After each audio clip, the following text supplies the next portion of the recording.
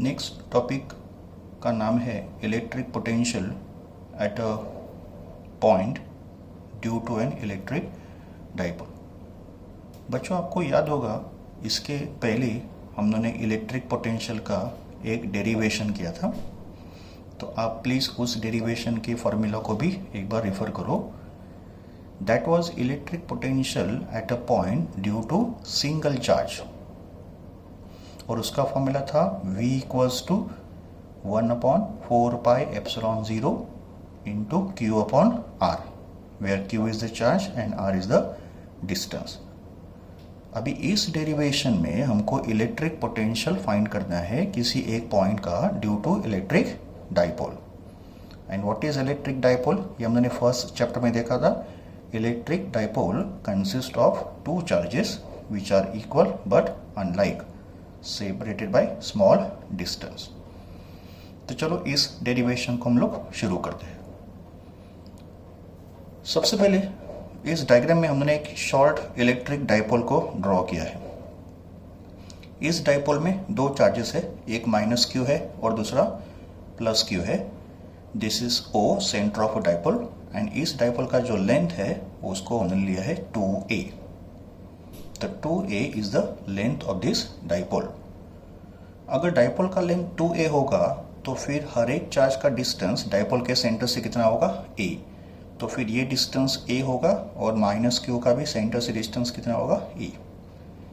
This imaginary line passing through the two charges will be called as axis. और अगर यहाँ पे हमने एक परपेंडिकुलर बाइसेक्टर ड्रॉ किया तो इस बाइसेक्टर को क्या बोलेंगे, इक्वेटर। तो this is dipole axis and this is dipole equator. Let us consider point P, और ये पॉइंट P इस डाइपोल के इलेक्ट्रिक फील्ड के अंदर है, और हमको इस पॉइंट का इलेक्ट्रिक पोटेंशियल फाइंड करना है। Let the distance of point P from the centre of a dipole be R। का मतलब डायग्राम में डिस्टेंस OP कितना है, R। फिर पॉइंट P का डिस्टेंस पॉजिटिव चार्ज Q से R2 डिफाइन करो, और पॉइंट P का डिस्टेंस नेगेटिव चार्ज से R1 डिफाइन करो। इस डाइपोल का जो मोमेंट होगा, डाइपोल मोमेंट, उसका सिंबल होगा P, and direction of dipole moment P is from -q to +q, ये उसका डायरेक्शन है। एंड डाइपोल मोमेंट P का मैग्नीट्यूड होता है Q multiplied by dipole length 2 है, तो P equals to Q into 2a। Let theta be the angle between segment OP and dipole moment P। तो theta angle जो है वो सेगमेंट OP और डाइपोल मोमेंट P के बीच में फॉर्म हुआ है। नाउ ये जो पॉइंट P है, ये point P can be anywhere. ये पॉइंट P हम लोग किधर भी ले सकते हैं इलेक्ट्रिक फील्ड के अंदर, anywhere we can take point P। तो अगर ये पॉइंट P समझो यहाँ पे होता तो फिर पॉइंट P एक्सिस पे होता। तो अगर पॉइंट P एक्सिस पे होता यहाँ पे, तो फिर थीटा का वैल्यू कितना होता, 0 डिग्री, बिकॉज OP तो यहाँ पे होता है। फिर OP और P वेक्टर दोनों सेम लाइन पे होते, थीटा बिकम्स 0। अगर मैंने पॉइंट P को समझो यहाँ पे लिया, ये भी तो एक्सिस है, बट अगर पॉइंट P यहाँ पे होता तो पॉइंट P -q के नजदीक होता। तो अगर पॉइंट P यहाँ पे होता तो फिर एंगल थीटा का वैल्यू कितना होता, 180 डिग्री। इसका मतलब if point P is on the axis either near Q or near -q, value of theta will be 0 degree और 180 डिग्री। थीटा 0 डिग्री कहाँ पे होगा, नियर +q। थीटा 180 डिग्री कहाँ पे होगा, नियर -q। इसका मतलब एक्चुअल पॉइंट के लिए थीटा के वैल्यूज होंगे 0 डिग्री और 180 डिग्री। अगर बच्चों ये पॉइंट इक्वेटर पे होता, यहाँ पे इक्वेटर इज परपेंडिकुलर बाइसेक्टर, इस लाइन पे होता परपेंडिकुलर बाइसेक्टर पे, तो थीटा कितना होता, 90 डिग्री। तो on equator theta will be 90 degree या π/2 रेडियंस। तो हमने जिस लोकेशन पे पॉइंट P कंसिडर किया है, उस पॉइंट P ने सेगमेंट OP के साथ एंगल कितना फॉर्म किया है, theta. Okay, now since we have two electric charges, therefore there will be two electric potential at point P. हर एक चार्ज का यहाँ पे एक इंडिविजुअल पोटेंशियल पॉइंट P पे प्रोड्यूस्ड होगा। तो सबसे पहले हम लोग इलेक्ट्रिक पोटेंशियल डिफाइन करेंगे at point P due to charge -q। का मतलब इस माइनस क्यू चार्ज का पॉइंट पी पे पोटेंशियल कितना है V1, और सिंगल चार्ज के पोटेंशियल का फॉर्मूला क्या है बच्चों 1/4πε0 Q/R। बट यहाँ पे चार्ज नेगेटिव है, इसके लिए नेगेटिव चार्ज को मैंने यहाँ पे लिखा -Q, और पॉइंट P का डिस्टेंस -Q से कितना है R1, इसके लिए यहाँ पे डिस्टेंस को मैंने लिया R1। तो this is electric potential at point P due to negative charge -Q। Then we define electric potential at point P due to positive charge Q। तो पॉजिटिव चार्ज का भी यहाँ पे एक पोटेंशियल होगा, तो फिर उस पोटेंशियल को V2 डिफाइन किया, तो V2 का फॉर्मूला होगा 1/4πε0 into Q divide by R2। Why R2? Because point P का डिस्टेंस पॉजिटिव चार्ज से कितना है R2 है, तो यहाँ पे वो R2 हो जाएगा। And potential is scalar quantity, का मतलब पोटेंशियल में तो डायरेक्शन होगा नहीं। तो ऐसे दो पोटेंशियल्स पॉइंट P पे ऐड कर रहे हैं, V1 एंड V2। V1 किसने प्रोड्यूस किया? नेगेटिव चार्ज ने। V2 किसने प्रोड्यूस किया? पॉजिटिव चार्ज ने। तो अभी हमको फाइंड करना है total electric potential at point P। Now net potential at point P will be addition of V1 and V2। इन दोनों को हम लोग सिंपली ऐड करेंगे बिकॉज दोनों तो स्केलर क्वांटिटी है। तो अभी चालू होगा मैथमेटिकल कैलकुलेशंस। तो total potential V is equal to V1 plus V2। Let us substitute V1 का वैल्यू एंड सब्स्टिट्यूट V2 का वैल्यू। फिर अगले स्टेप में देखो मैंने क्या किया है, अगले स्टेप में मैंने इन दोनों के कॉमन टर्म्स को आउटसाइड द ब्रैकेट ट्रांसफर किया। तो इन दोनों में कॉमन किया, देखो एक तो चार्ज Q है और दूसरा 4πε0। तो इन टर्म्स को मैंने आउटसाइड द ब्रैकेट ट्रांसफर किया। फिर ब्रैकेट के अंदर 1/R2 जो पॉजिटिव है और -1/R1 नेगेटिव टर्म को मैंने सेकंड लिया। ठीक है, तो this is total potential V का वैल्यू। अभी हमको इसको आगे और सिंप्लीफाई करना है, तो फिलहाल इसको इक्वेशन नंबर 1 कॉल करके साइड में रखते हैं। अभी इस इक्वेशन में जो ब्रैकेट है, इस ब्रैकेट को हमको सिंप्लीफाई करना है। तो इसको सिंप्लीफाई करने के लिए हमको मैथमेटिक्स का एक रूल अप्लाई करना है जो है कोसाइन रूल। तो सबसे पहले हम लोग कोसाइन रूल के फॉर्मूला को स्टडी करते हैं और फिर उस कोसाइन रूल को हम लोग इस डायग्राम में अप्लाई करते हैं। इन कोसाइन रूल सपोज मैंने एक यहाँ पे ट्रायंगल ABC ड्रॉ किया, तो दिस इज ट्रायंगल ABC। इस एंगल को हम लोग A बोलेंगे, इस एंगल को B बोलेंगे और let this angle be C। Angle A के अपोजिट में जो ट्रायंगल का साइड है उसको मैंने स्मॉल a बोला। एंगल B के अपोजिट में जो ट्रायंगल का साइड होगा उसको मैंने स्मॉल b बोला, और एंगल C के अपोजिट में जो साइड होगा उसको मैंने C बोला। तो according to cosine rule, side opposite to angle A अगर स्मॉल a है तो we can say A² is equal to B² plus C² minus 2BC into cos of A। इसको बोलेंगे कोसाइन रूल। नाउ मैंने तो सिर्फ एंगल A का example दिया, वैसे I can write cosine rule for angle B also. तो angle B के लिए देखो कोसाइन रूल क्या होगा, what is side opposite to angle B? B। तो we can say B² equals to A² plus C² minus 2AC into cos of B। वैसे we can write cosine rule for C also. तो इस cosine rule को हम लोग इस diagram में apply करेंगे। तो देखो बच्चों, इस डायग्राम में कितने ट्रायंगल है? इस डायग्राम में हमारे पास 2 ट्रायंगल है। तो एक कोसाइन रूल इस ट्रायंगल के लिए अप्लाई होगा और दूसरा कोसाइन रूल जो है वो इस ट्रायंगल के लिए अप्लाई करेंगे। तो सबसे पहले इस ट्रायंगल के लिए कोसाइन रूल अप्लाई करते हैं। तो यहाँ पे हमारा एंगल कौन सा है? थीटा। उस थीटा के अपोजिट में साइड कौन सा है? R2। तो we can say R2² equals to R² plus A² minus 2AR into cos theta. ये हो गया cosine rule for this triangle. इस ट्रायंगल का एक कोसाइन रूल है। तो ये फॉर्मूला मैंने इस कोसाइन रूल के हेल्प से अप्लाई किया है। ठीक है, सिमिलरली हम लोग कोसाइन रूल अप्लाई करेंगे इस ट्रायंगल के लिए। देखो बच्चों, अब ये एंगल थीटा है और ये पूरा एंगल समझो 180 डिग्री है, तो फिर ये एंगल कितना होगा? ये होगा 180 माइनस थीटा। तो फिर इस एंगल के अपोजिट में साइड कौन सा है? R1। तो अगर इस ट्रायंगल में कोसाइन रूल अप्लाई किया तो we can say R1² is equal to R² plus A² minus 2AR into cos of 180 minus theta. देखो मैंने यहाँ पे लिखा तो R1 square is equal to R square plus A square minus 2AR cos of 180 minus theta. Now what is cos 180 minus theta? Cos 180 minus theta is minus cos theta. इसका expansion क्या होता है? Minus cos theta. तो minus और minus multiply होकर क्या हो गए? प्लस. तो देयरफॉर नेक्स्ट स्टेप में देखो क्या हो गया? R1 square equals to R square plus A square plus 2AR cos theta. I hope you have understood this step. ये माइनस का प्लस कैसे हो गया? बिकॉज cos 180 माइनस थीटा कितना होता है? Minus cos theta. तो माइनस माइनस हो गया प्लस. ओके, अभी इसको हम लोग और सिंप्लीफाई करते हैं. देखो R1 स्क्वायर इक्वल्स टू, मैंने अभी क्या किया बच्चों, इन तीनों में से R स्क्वायर को कॉमन लिया.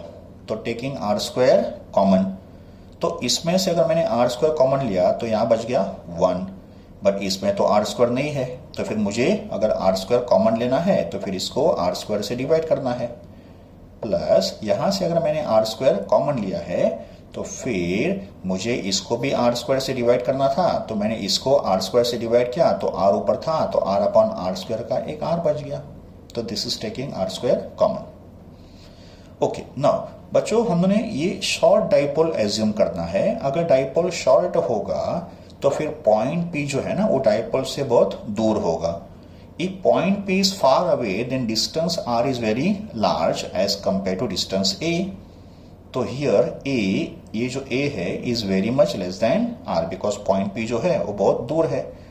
If A is very much less than R then A upon R will be very much less than 1. And अगर A अपॉन R स्मॉल है, 1 से कम है, तो इसका जो स्क्वायर होगा वो भी तो 1 से बहुत कम होगा. तो in that case A square upon R square जो है इसको हम लोग क्या करेंगे? निगलेक्ट करेंगे.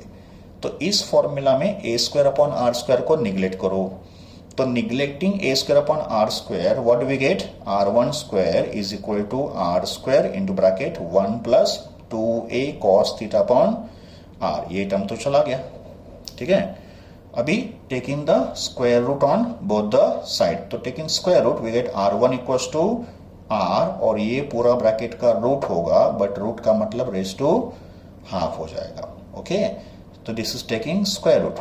और फिर इसके बाद मैंने इसका लिया रेसिप्रोकल. तो taking reciprocal on both the side, this is 1 upon R1, this is 1 upon R, और इसका जो रेसिप्रोकल होगा उसमें ये जाएगा डिनोमिनेटर में. फिर इसको अगर मैंने वापस न्यूमरेटर में लिया तो पावर जो प्लस 1 अपॉन 2 है वो क्या बन जाएगा? Minus 1 upon 2. तो this is taking reciprocal on both the side. तो बच्चों हमने 1 अपॉन R1 का तो सिंप्लीफिकेशन कर दिया, का मतलब मुझे इस ब्रैकेट का 1 अपॉन R1 मिल गया. By similar calculation we can also calculate 1 upon R2. तो 1 अपॉन R2 का कैलकुलेशन हम लोग वापस नहीं करेंगे, उसके लिए भी सेम मेथड एप्लीकेबल होगा. तो बाय सिमिलर कैलकुलेशन देखो अभी 1 अपॉन R2 का वैल्यू क्या होगा. तो we can say 1 upon R2 is equal to 1 upon R. ये अपना R2 स्क्वायर था ना, तो इसको अगर हमने इस तरीके से सिंप्लीफाई किया तो 1 अपॉन R2 क्या हो जाएगा? 1 upon R into bracket 1 minus 2A cos theta upon R raise to minus half. बच्चों R1 square and R2 square में अगर आप देखोगे तो सिर्फ प्लस और माइनस साइन का भी डिफरेंस है. देखो सिर्फ इसमें डिफरेंस है ना, तो इसमें अगर प्लस था तो फिर R2 में क्या हो जाएगा? यहाँ पे माइनस होगा, और कैलकुलेशन जो है वो R1 स्क्वायर की तरह ही होगा. ओके, तो we got 1 upon R1 also and we got 1 upon R2 also. अब हमको क्या करना है बच्चों? 1 अपॉन R1, ये 1 अपॉन R1 है और ये 1 अपॉन R2 है, इसको इक्वेशन 1 में सब्सटीट्यूट करना है. तो मैंने 1 अपॉन R1 और 1 अपॉन R2 को यहाँ पे इक्वेशन 1 में सब्सटीट्यूट कर दिया. फिर उसके बाद मैंने क्या किया है देखो बच्चों, इसके बाद मैंने इसको और सिंप्लीफाई किया using binomial theorem. According to binomial theorem अगर फॉर्मूला है 1 plus X raise to N, तो उसका अप्रोक्सीमेशन होता है 1 प्लस एन एक्स. का मतलब ये जो पावर है ना ये एक्स के साथ मल्टीप्लाई हो जाएगा. इसको बोलेंगे बाइनोमियल थ्योरम का एक्सपांशन, और ये साइन का मतलब क्या है? Nearly equal to. तो 1 plus X raise to N is nearly equal to 1 plus N X. ये हो गया बाइनोमियल एक्सपेंशन का रूल. फिर इस रूल से मैंने इस ब्रैकेट को सॉल्व किया और इसी रूल से मैंने इस ब्रैकेट को भी सॉल्व किया. तो फिर इस ब्रैकेट का सॉल्विंग क्या होगा? देखो 1 minus 2A cos theta upon R raise to minus half. का मतलब यहाँ पे n कितना है? Minus half. तो it is 1 plus N X, का मतलब ये एन इसके साथ मल्टीप्लाई होगा, का मतलब ये हाफ इसके साथ मल्टीप्लाई होगा, तो फिर ये इसके साथ मल्टीप्लाई करेंगे तो मुझे मिलेगा 1 plus A cos theta upon R, it is N into X, का मतलब ये मल्टीप्लाई हो गया, माइनस और माइनस प्लस हो गया।